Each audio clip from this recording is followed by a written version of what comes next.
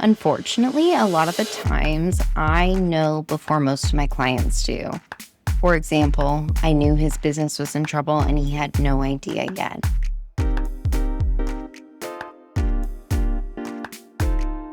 He was sitting across from me, but he is telling me about his great year and how amazing it was. A big smile, and I just let him talk. I listened because I had already read the full diary. Didn't know that he was even recording or keeping, to be honest. And here's the strange thing about that part of my job. People think that I look at numbers specifically or an after effect, but I don't. I am reading the diary, the success, the failures within your books. They are the most honest thing that have been written about your business. And you can lie to your spouse, your business partner, your children, your friend, therapist, your Instagram account, and that's okay. But you cannot lie in your books. The numbers do tell the truth. So whatever you actually did with the money is sitting right in there in 12 very neat columns forever. So tonight, I'm going to read you 5 of these different diaries. Details changed, obviously names not included, but the patterns are very real. And somewhere in the next half hour, you're going to hear a page of yours, I assume. So people lie, books don't. So let's read them. I want to explain to you first, though, what I mean, because I know it sounds a little extreme. When a new client sends me their books, they think they're sending me an accounting ledger or numbers, a bank statement. But what they're actually sending me is 12 months of decisions made under extreme pressure, typically. Every single line is a moment somebody sat at a keyboard and decided what mattered the most. The subscription they kept or didn't keep, the invoice they didn't send on time, the month that led up to pay everyone, but they hadn't actually sent any sort of invoice for themselves. And here's what nobody's telling you. The feelings that are left there are fingerprints on money, essentially. Fear definitely has a line item on that sheet. Ego does too. So also guilt. I can't see your face when you're making a decision typically, but I can see the decision, dated, amounted, and how that actually impacts your business. And after enough years of this, I can usually tell you what you were feeling when you actually made that purchase or decision or fire. I've read over 100 of these diaries, maybe thousands, restaurants, consultants, contractors, agencies, doctors. I mean, the list could go on. And I'll tell you the thing that changed how I see everything. They really only come in 1 or 2 genres, and we're going to get there. But first, there are 5 diaries I kind of want to share with you. See if you recognize the handwriting or the story being told within any of them, and if you resonate. Diary number 1, that's going to be a contractor, 8 years in, let's say, solid business structure, good crew. And I'm doing a first read of his books, maybe 3 years of them at first. And I see it March 2 years back to now. The marketing line goes to 0. It doesn't go down, it goes to 0, and it stays 0 for over 11 months. So when we finally had the moment to actually do a review and talk, I asked him, not about the books, but I asked him, what happened in March 2 years ago? And he goes quiet and he goes, how did you know that? I want you to sit with that. A big job had gone bad, apparently. And the client screamed at him, refused to pay, threatened to torch his reputation online, and he absorbed it. He didn't tell his wife, he didn't tell his business partner, he didn't tell the crew, and he kept showing up. But the books did show that. The first dollar that was set there cuts every single time. And you're also betting on your future with that. Marketing is the line where his confidence was, where things were going. And his confidence flatlined in March, or about the 19th of March to be exact. So here's the brutal part. The screaming client cost him $8,000. That's not a huge deal. But what was the big deal is the 11 months of zero growth, all the hesitation, the guilt, the worry, and the jobs that never came because nobody was feeding any sort of pipeline he had anymore. We estimated north of $98,000. The injury that cost him $8,000 initially ended up costing over $98,000. It's a huge difference when you're looking at the overall picture. Now, open yours. Find the line that went quiet and never came back. Ask yourself why. I'm not asking what it was, what the injury was. I'm asking what happened to cause that stop. Because I promise you, most of the time when there's a fluctuation like that, it does. Your books remember it, even if you have wiped it out, decided not to, or pretended it never happened. Another example, or diary number 2, it's jealousy dated by a check. This is one of the most often ones they see, actually. Diary number 2. It's an agency owner, sharp woman, really great talent, dynamic person. Her books are clean overall. She's organized, disciplined, boring in the absolute best way. But for 2.5 years, and then 1 week in December, there was some sort of rebrand she created. There was a brand new website, there was a new logo, photo shoot, designer, and a full costume. There was $41,000 out of nowhere within a 9-day stretch, showing per her banks. So I've read enough diaries to know that nobody spends 41 grand in 9 days because of just some sort of plan, usually.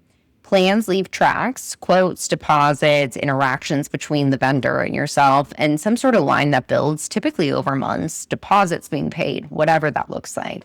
This wasn't at all a plan. This was an event in some sense. So I asked her what actually happened in September. She giggled and she said, oh, my competitor got written up in a trade magazine, so, okay. I see that. Her books did record her jealousy. They dated it, they timestamped it, they recorded it, amounted for it.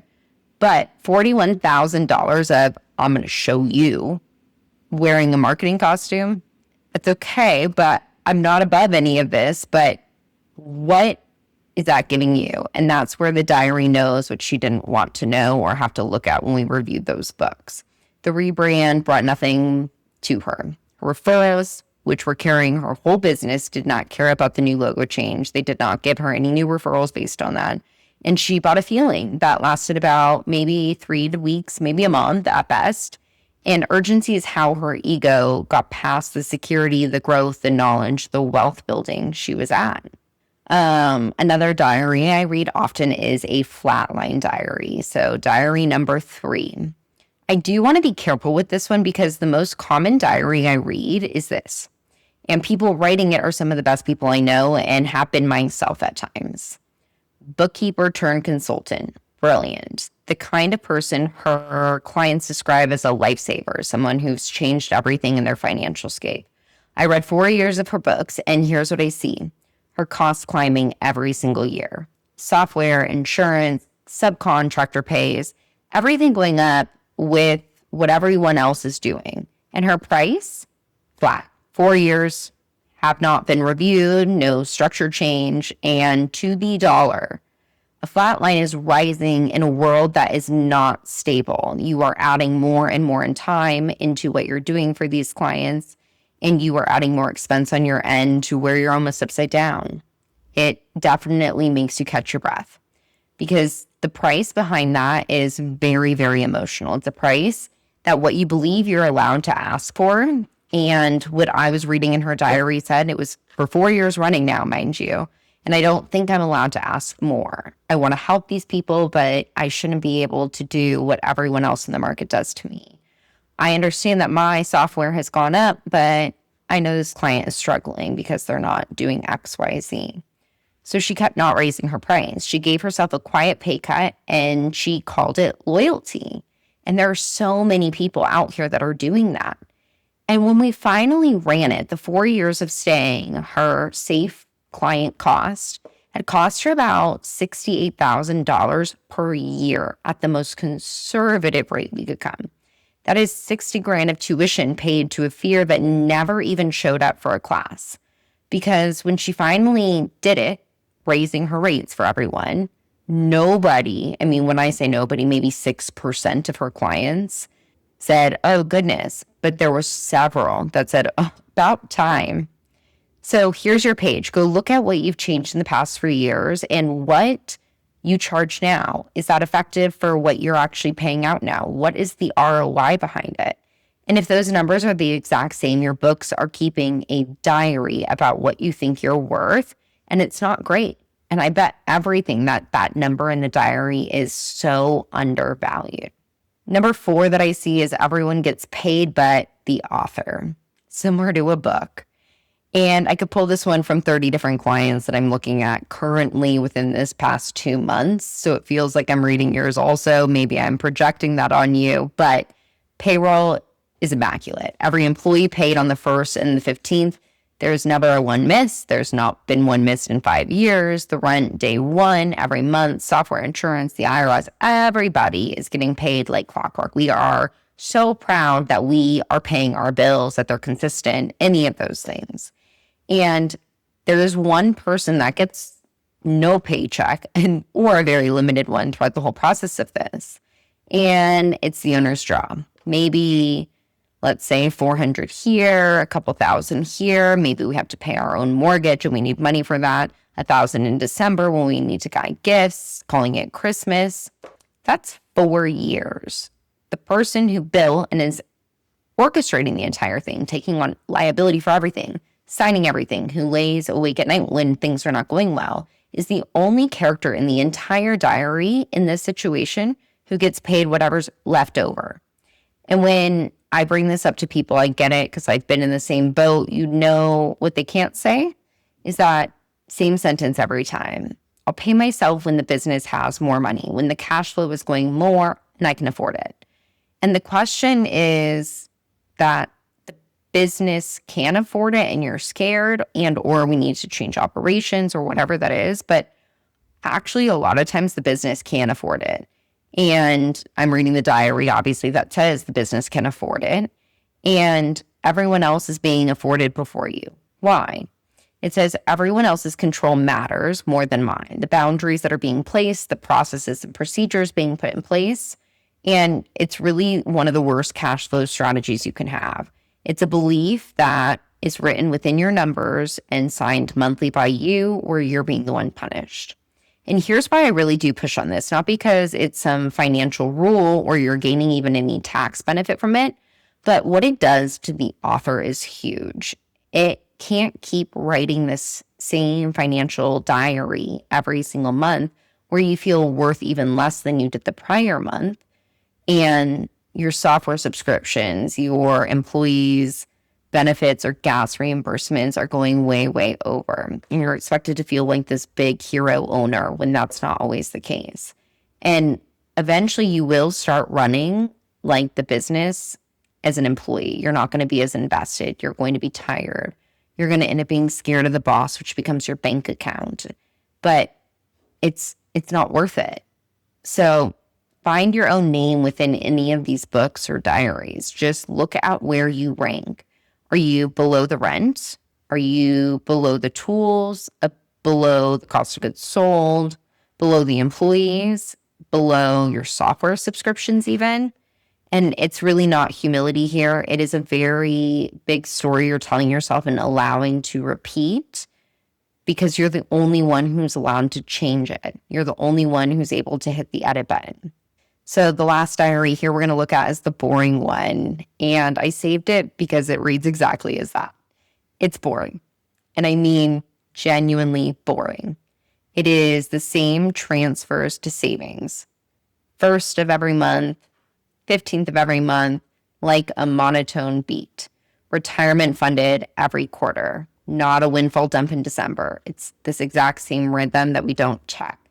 Prices maybe do nudge up a little bit every year. Marketing doesn't ever spike, though. It never, ever disappears. It just continues to persist and be predictable. And the owner's pay sits at right about the top of the diary, typically. And where it sits is with everyone else's. No 9-day rebrands, no zeros, no huge fluctuations. There's really no drama within it. There's 300 and some pages of almost absolutely nothing happening. And you know what this diary shows? It's the richest clients I have, actually. And what I tell people with that is they're always disappointed. They want the secret to where something is sexy or how people are moving all of these things, some loophole they could jump through or some episode-worthy genius play. But the secret is that the wealth reads boring most of the time. It's very predictable. It's planned. And it might not be as exciting, but drama is very expensive. Every interesting page within a diary that is going on that looks dramatic or fluctuating, I'd say 89% at the most generous I could give it is costing you money. So that's what brings us back to the two genres. They have, after 100 plus of these that we've reviewed, even just for this episode, every diary that we went through and read, there is one of two different books. Some are written by people who are performing wealth, and those diaries are absolutely thrilling. The spikes, the drops, the costumes, the events, the held breath before, hey, is payroll going to clear? They are missing the author most of the time. They are just reading and writing along within the story. And some are written for the people who are actually building it, and those diaries are actually a rhythm. Most people call them boring because they are. They are patient, almost embarrassing and predictable to read out loud. But revenue doesn't tell me which genre you're in at all.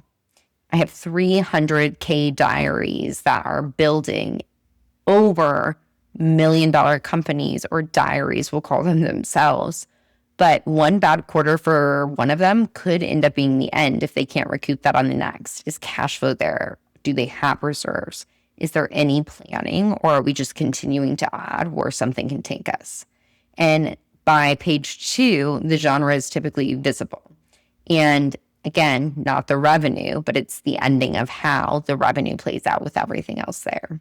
So your turn. You don't really need me for this part of it. You need maybe 20 minutes at best, and the willingness to actually look at your own stuff. So if you want to open your last 12 months and ask 3 questions, not accounting questions, but just diary questions. Number 1 is going to be, where does that feeling land? Find the line that moved from emotional reason to the 0, the spike, the 90-day purchase, the 9-day purchase, the huge interest rates for the loan you're paying. And typically you'll know it when you see it, because your stomach will be like, oh shit, didn't account for that. Number 2 is going to be, where am I in this? Find your own name if it's even listed there on your P&L. See what the owner or author of the diary believes they're worth. Don't argue with it. Just read it, understand it, absorb it. The diary is never wrong about what you have believed. It's only wrong about what is unreconciled or not balancing, honestly. Number 3 is going to be, which genre is this for you? So let's find out what that is. Read your specific last 12 months like a stranger. Found them on a train and you're evaluating, picking them apart like you would some random strangers. And is this the story of someone performing a business or building one? I know you probably already feel it on a day-to-day basis and already know the answer. You knew before I even finished the question or looked at these things, but it's important to do so. And if you read it and it stings or is disappointing to you in any way, it's actually a good thing. A diary you can't read honestly is a diary that is keeping from itself. It's not being honest fully or fully transparent. The entire point of tonight is that yours is not finished yet. It's not fully written. Every pattern you read to yourself was written by typically yourself or a person who could have stopped writing it and said, I've done several of those too, or here's what I'm going to do differently. So the contractor's marketing line came back. The consultant raised her prices higher. The author finally put their own name at the top of the page instead of if there was leftovers over. So your books are a diary, and I want you to keep that in mind, but you're also the one holding the plan and writing the diary. So if you want help with the reading of the diary or understanding how to change it, that's literally what we do here. And I put 3 diary questions on to one page that I think every business owner should be looking at quarterly or annually, if at best. So DM me diary, and you can do that either on Instagram, TikTok, or YouTube at the Write-Off Queen is the handle, and I'll send it over. And if you have read your 12 months and you can't unsee what is in there, and you with someone to read it with you and actually come up with a solution that'll work dependent on what you're doing, no flinching, no judgment, just receipts, my DMs are truly open. I will bounce back and forth a few ideas with you. I've read thousands of these, and I hope to continue reading thousands. So yours, I promise, won't scare me or probably be something we haven't seen before. So be sure to share this with one of your business owners whose diaries you're curious about. Don't tell them which pattern made you think of them, or you can if you want to help instigate that, but let them find it within themselves. Again, I'm Aubree Denekamp, the write-off queen, and deductions do save you money, but ownership actually does change your life and the wealth building you're doing. Go own something tomorrow, and hopefully it's your business.